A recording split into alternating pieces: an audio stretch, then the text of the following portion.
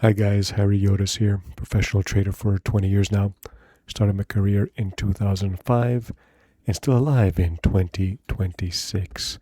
Okay, today, picture of the S&P 500. This is Wednesday, 22nd of April, forming a high tight flag a little bit on the S&P 500, and today's theme of the day is Carpe Diem. Carpe Diem. We'll get to car soon. Car, more like carpe destruction. Huge negative day here. We'll talk about that going forward. Main event of the day.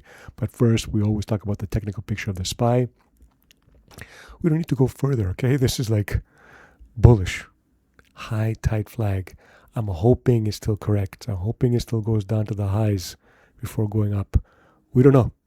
This is a very, very bullish move, and this market looks very, very strong. I'm just hoping it goes down because a lot of calls were bought here. Maybe they were, unloaded at here. That would be not so good. I want this market to go down so I can buy. Okay, guys, stick to the end because I always give away what I think and what I'm doing and a couple of trades that I missed, and I'm looking forward to entering in going forward. Okay, because we are in earnings season, so this is a good time to look at some good opportunities. Okay, so first we had the technical picture, bullish. We don't have to go further. We don't even have to bring in the moving averages. This is clearly a bullish technical picture. Okay, next we always paired with a sentiment, still at greed, fourth day. Okay, extreme greed in the momentum. Okay, we're starting to get some put call ratio was an extreme greed. Now it's greed. Maybe some calls were being bought, to get out of the extreme put buying even at highs. Okay, extreme call buying at highs. Maybe some calls were being sold. Okay, maybe some puts were being bought. I don't know. That would be a wise move. Take a little bit of the deltas out and put in some short exposure to your net long bias. I mean, that's what I did. I don't think the shorts will come in. Who knows? But sentiment still at greed. That's good for us. We're waiting. It's not there. It hasn't solidified yet. We're still at the highs. And still like barely in greed. I want to get into the extreme greed, get really, really euphoric. But I just hope there's a pullback before going higher. Technical picture might not give us that benefit. So it is what it is. We're going with our net long bias and riding the longs that we have, okay?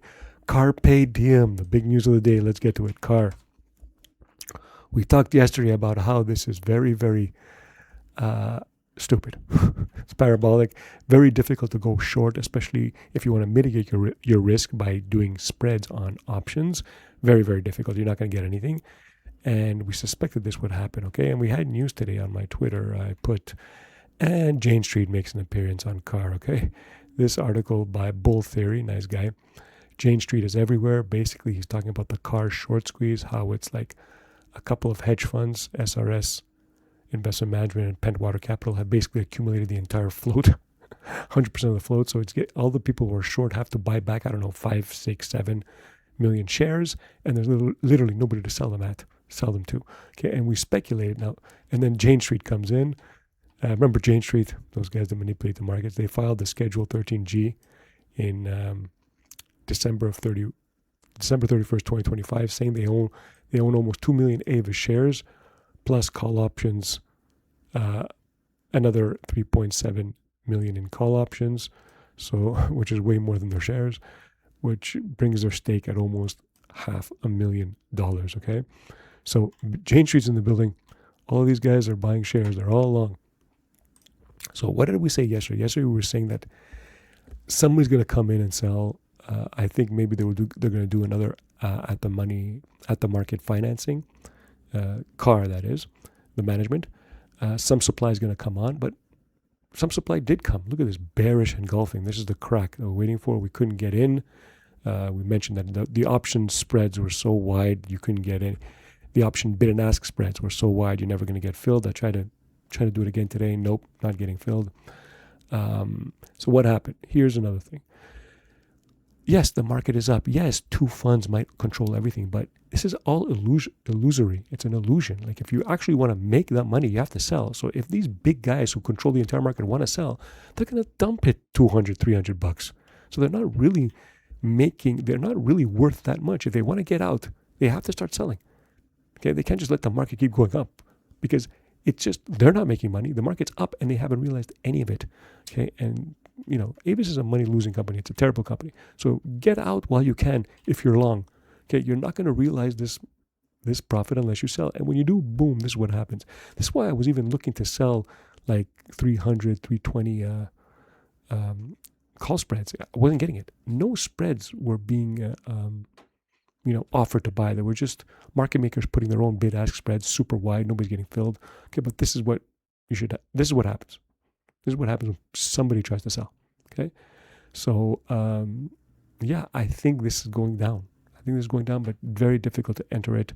Maybe on a pop, maybe if it comes up on a pop or something, and it stabilizes, we might be able to get into some positions via the options, but I don't know, because as fast as it goes up, it can go just as fast down. Another day like this, back down to like $160.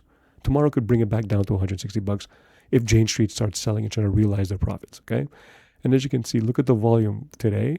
The volume is just the same as yesterday, but look at the difference in price. We went from $850 to $440. So a $400, basically a 50% haircut, okay, on the same volume just one day yesterday. Okay, so all this other volume still needs to be sold, okay, because they bought it, they need to sell it. They better do it quickly. I have a feeling it's just going to tank all the way down, okay? So that's my view on CAR. I think it's going to go all the way down. So let's go to what I think is happening around the game, around the market. And we mentioned before on a previous video that I'm looking to enter Tesla, trying to go long via an option spread, okay, because before earnings, okay, and earnings came out and the stock was trading at 387 and now it's at 401, okay. What I wanted to do, okay, and this is like a story, a cautionary tale, okay, not a cautionary tale, but a small lesson of being a trader, because I have two major weaknesses as a trader. One of them is I don't know when to sell exactly at the right time. Okay, selling for me is much more difficult than everything else in the trading game. Like structuring the option structure, I have no problem. Structuring the trade, I have no problem. Picking stocks, I have no problem. One of my biggest mistakes is knowing when to sell, which could be a problem. And another big mistake is if we get to the options, okay, is I tend to be greedy. I tend to try to maximize my entry. I try to get the best price possible, when in reality, you don't have to be good. If your trade is good, it's like horseshoes and hand grenades. If you're close enough, it's good, okay? And this is an example of what it means to be like, to be greedy, to be nitpicky on an entry, okay? What I wanted to do is the June, which is 57 days to expiry on Tesla. We mentioned it all in the previous video. I wanted to enter when the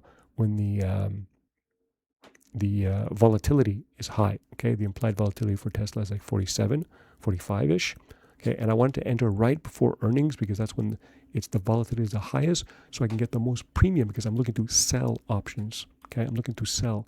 And what I wanted to do was sell the 330s, buy the 310s, okay?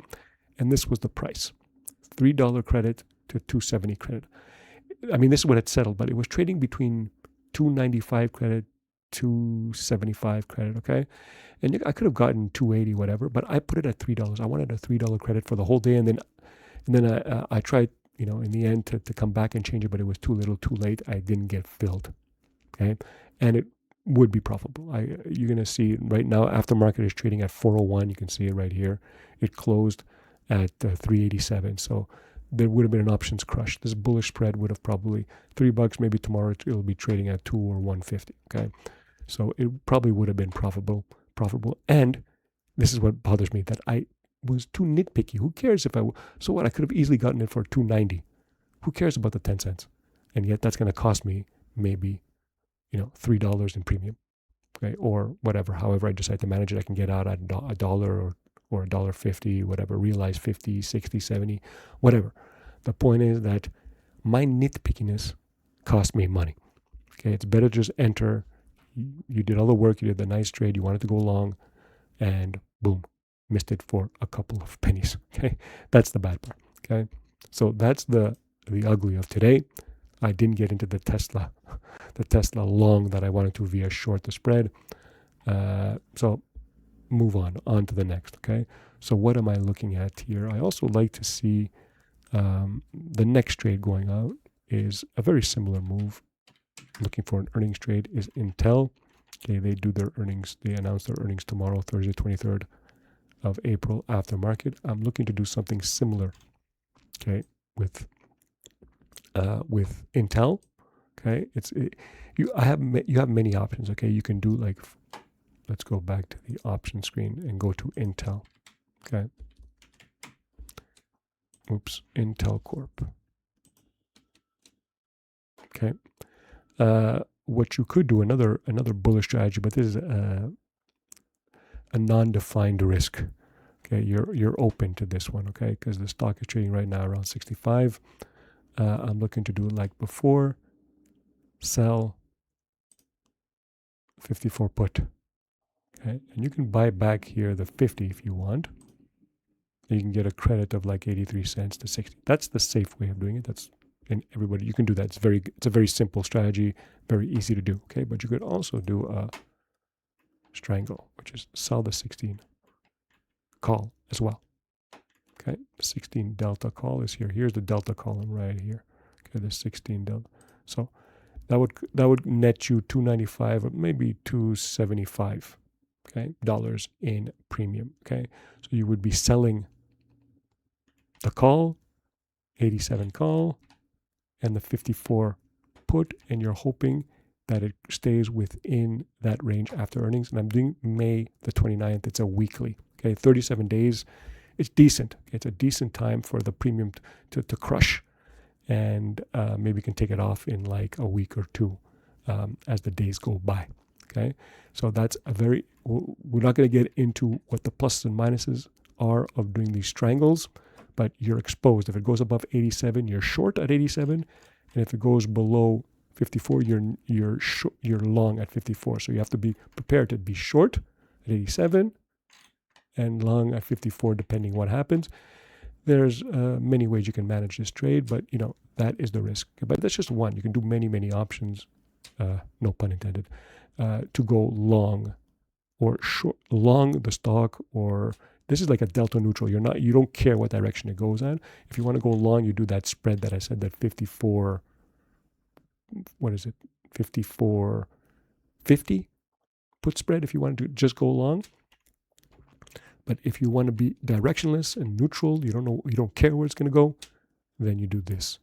Okay, you short the 16 delta calls and puts. Okay, so that's what I'm looking to do tomorrow for Intel right before the close.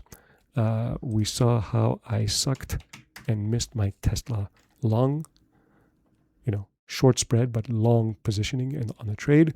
Probably would have made money tomorrow and going forward.